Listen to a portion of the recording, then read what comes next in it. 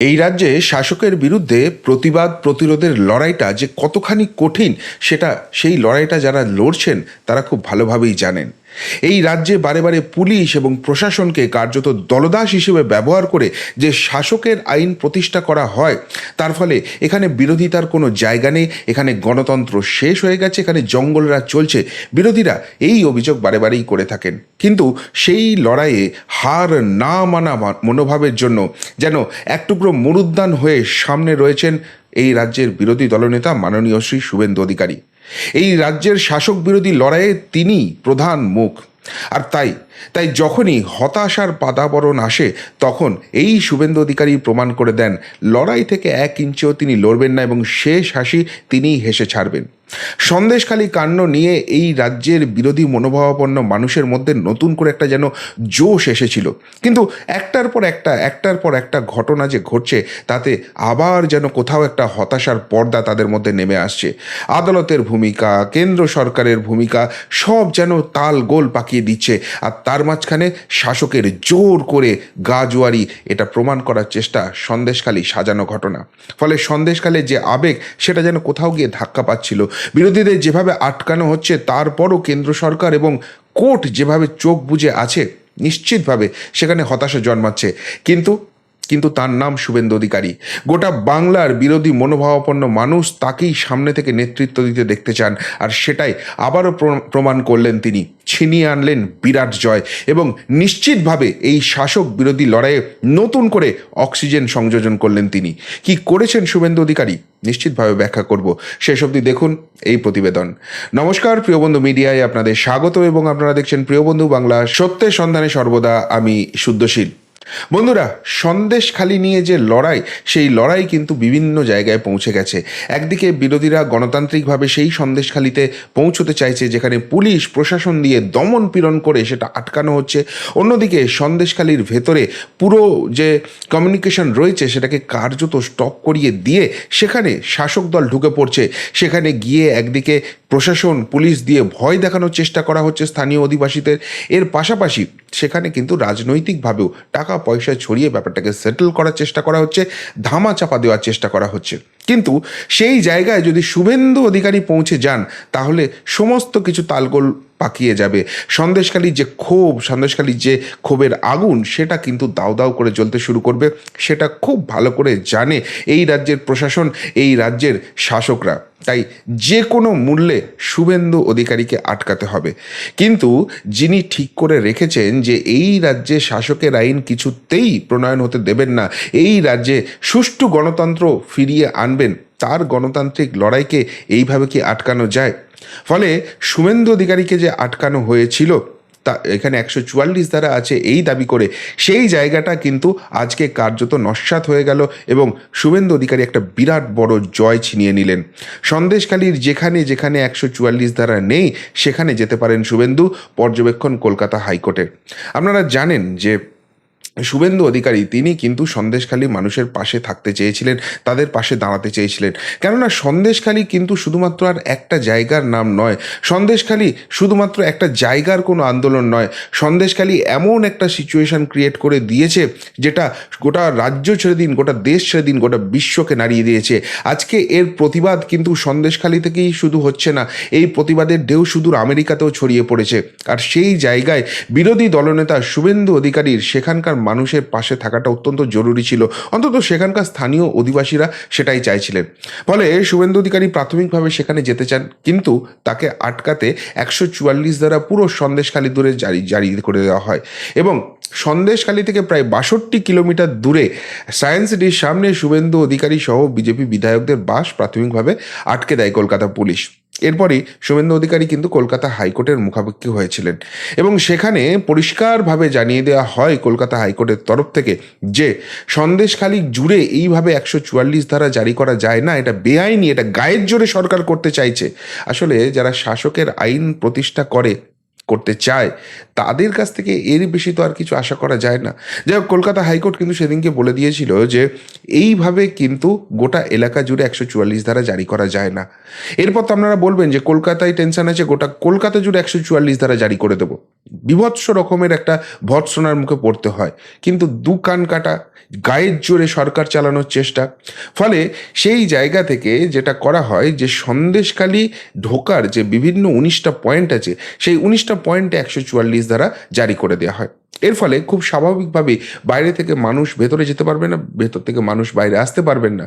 এই যে রাজ্য সরকার দাবি করে না তারা 300 বছরের উন্নয়নের কাজ করে দিয়েছে, অথচ সন্দেশখালি একটা দ্বীপ জায়গা, সেখানে আজও কমিউনিকেশনের একমাত্র জায়গা হচ্ছে জেটি। আজও কিন্তু ওই ভটভটি বা নৌকাগুলো ছাড়া সন্দেশখালিতে কোনো রকম কমিউনিকেশন করা যায় না, এবং সেটা ইচ্ছা করেই বোধহয় করে রেখে দেওয়া হয়েছে, যাতে এই দ্বীপগুলোতে এক একটা শাহজাহানের মতো বদমাইশ বেতাজ বাদশা তৈরি করা যায় এবং তারা সেখানকার ভোট ম্যানেজার হয়ে বসে থাকতে পারে, শাসক দলকে একটার পর একটা নির্বাচনে জিতিয়ে দিতে পারে। যাই হোক, যখন 144 ধারা উঠে গেল তখন শুভেন্দু অধিকারী বলেছিলেন যে ঠিক আছে, 144 ধারা তো উঠে গেছে, তাহলে যেখানে যেখানে 144 ধারা নেই আমি সেখানে যাব। আবার তিনি সন্দেশখালির উদ্দেশ্যে যাত্রা করেন, কিন্তু ওই রামপুরের সেখানে তাকে আটকে দেওয়া হয়। পুলিশ বলে যে না, শুভেন্দু অধিকারী সেখানে যেতে পারবেন না, কেননা গেলেই তো খুব ভালো করে জানেন যেটাকে জোর করে ধামাচাপা দেওয়া হচ্ছে সেইটা আর ধামাচাপা রাখা যাবে না। শুভেন্দু অধিকারী যে একরোখা লড়াই আছে তার পাশে কিন্তু সকলেই দাঁড়িয়ে যাবে, এবং সেই জায়গা থেকে এই সন্দেশখালি কিন্তু নবান্নের গদি উল্টে দিতে পারে, যেমন করে দিয়েছিল সিঙ্গুর, যেমন করে দিয়েছিল নন্দীগ্রাম। সুতরাং শুভেন্দু অধিকারীকে সেখানে কিন্তু আবারও বেআইনিভাবে আটকানো হয়। তিনি ধর্নায় বসেন এবং বলেছিলেন যে এই জায়গাটা কিন্তু তিনি কলকাতা হাইকোর্টের দৃষ্টিতে নিয়ে আসবেন। যথারীতি আজকে তিনি সেখানে নিয়ে আসেন, এবং সেই জায়গা থেকে কিন্তু পরিষ্কারভাবে কলকাতা হাইকোর্ট বলে দিল যে না, শুভেন্দু অধিকারী কেন, এই রাজ্যের কোনো মানুষকেই এইভাবে আটকাতে পারা যাবে না, কেননা তারা তো 144 ধারা ভাঙছেন না। এবং সব থেকে বড় কথা, এই সন্দেশখালির সামগ্রিকভাবে তো 144 ধারা হতে পারে না, সেটা তো হাইকোর্টই বলে দিয়েছে। তাহলে কোথায় কোথায় 144 ধারা নেই সেই জায়গাটা বলুন, শুভেন্দু অধিকারীকে সেখানে যেতে দিতে হবে। এবং বিরোধী দলনেতা হিসেবে তিনি যে এই জয়টা ছিনিয়ে নিলেন সন্দেশখালির লড়াইয়ে, এটা কিন্তু একটা বড় মোরাল বুস্ট আপ হলো। কেননা আজকেই একটা খবর এসেছিল যেটাতে অনেকেই কিন্তু ভেঙে পড়েছিলেন। কি খবর এসেছিল আপনারা জানেন যে সন্দেশখালি নিয়ে কিন্তু একটি জনস্বার্থ মামলা হয়েছিল কলকাতা হাইকোর্টে, এবং সেটা প্রধান বিচারপতির ডিভিশন বেঞ্চে কিন্তু সেটা অ্যাকসেপ্টেড হয়েছিল, যেখানে বলা হচ্ছিল যে সন্দেশখালির মায়েরা বোনেরা যারা আতঙ্কে আছেন, যারা বলছেন যে এই যে আমরা প্রতিবাদটা করছি, দিনের বেলায় মিডিয়া রয়েছে, রাত্রির বেলায় পুলিশের উর্দিতে পুলিশ এসে আমাদের ঘর ভাঙার চেষ্টা করছে, আমাদের দরজা ভাঙার চেষ্টা করছে, আমাদের জানলা ভাঙার চেষ্টা করছে, আমাদের ভয় দেখানোর চেষ্টা করছে। যে পুলিশের কাজ হচ্ছে এলাকার শান্তি শৃঙ্খলা বজায় রাখা, যাদের কাছে গিয়ে আমরা অভিযোগটা জানাবো তারাই, সেই রক্ষকরাই কার্যত ভক্ষক হয়ে যাচ্ছে, এবং আমাদের উপর নিদারুণ একটা ভয়ের পরিবেশ তৈরি করছে, আমাদের উপর অত্যাচার করছে, যাতে আমরা এই শিবু হাজরা, উত্তম সর্দার, শেখ শাহজাহানদের বিরুদ্ধে মুখটা না খুলতে পারি। তাই এই পুলিশ দিয়ে আর সন্দেশখালি চলবে না, আমরা নিরাপত্তাহীনতায় ভুগছি, আমাদের কেন্দ্রীয় বাহিনীর জওয়ানের সাপোর্ট চাই।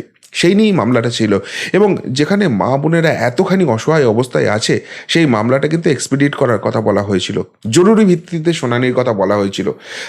প্রধান বিচারপতি ডিভিশন বেঞ্চ সেটাকে খারিজ করে দেয়, বলে যেরকম শুনানি হওয়ার সেরকম নর্মাল শুনানি হবে, এই নিয়ে এত তড়িঘড়ি করার কি আছে।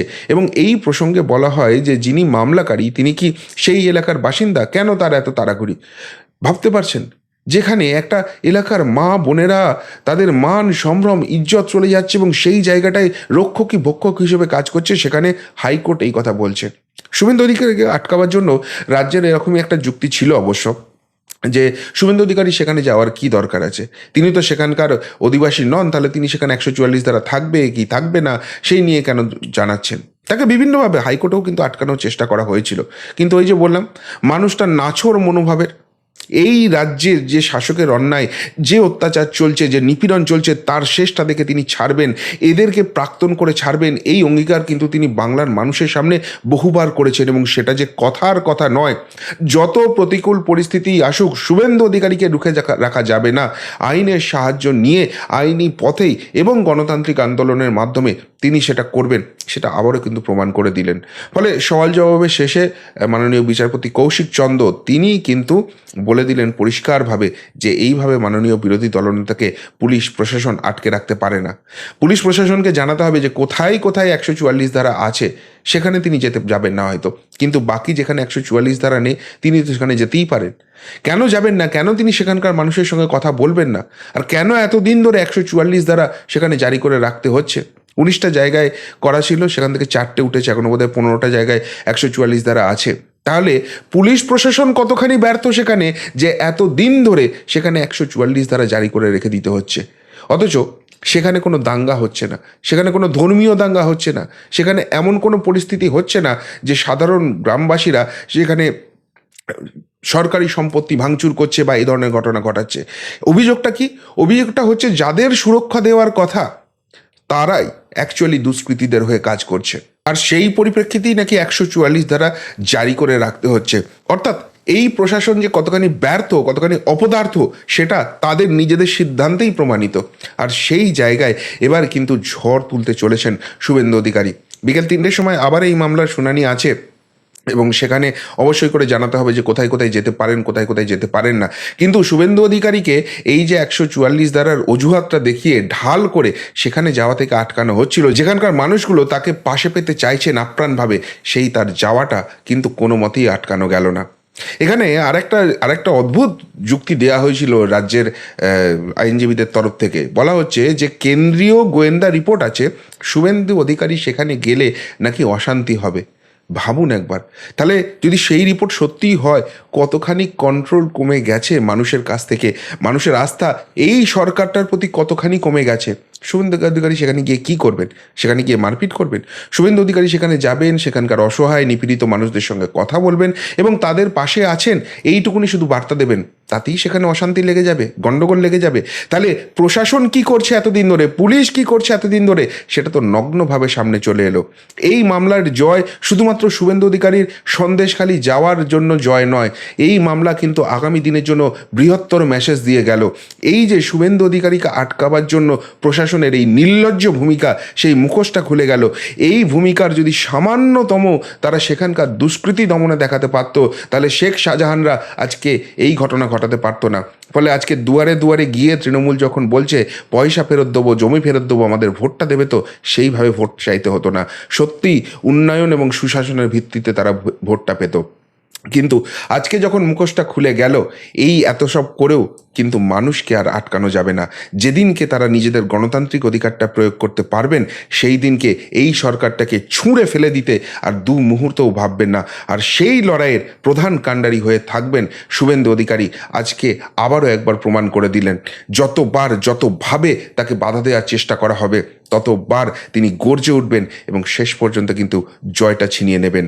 আর এই জয় শুধুমাত্র তার একার জয় তো নয়, এই রাজ্যের যে কটা মানুষ বিরোধিতা করছেন, এই সরকারের মুখোশটা খুলে ফেলে দিতে চাইছেন, এদের বিদায় চাইছেন, সেই প্রত্যেকটা মানুষের জয়। ফলে সন্দেশখালি নিয়ে যে একটা গুমড়ে ওঠা ভাব উঠেছিল, সেইখানেই কিন্তু যেন আবারও নতুন করে একচিলতে মরুদ্যান হয়ে আশা জাগালেন এই রাজ্যের মাননীয় বিরোধী দলনেতা। কি বলবেন শুভেন্দুবাবুর এই লড়াই নিয়ে, শুভেন্দুবাবুর এই জয় নিয়ে? যদি কিছু বলার থাকে অবশ্যই কমেন্ট বক্সে কমেন্ট করে জানাবেন। এখনকার মতো এখানেই শেষ করলাম, ফেরত আসছি নতুন প্রতিবেদন নিয়ে খুব তাড়াতাড়ি। ভালো থাকবেন, সাথে থাকবেন, পাশে থাকবেন। নমস্কার।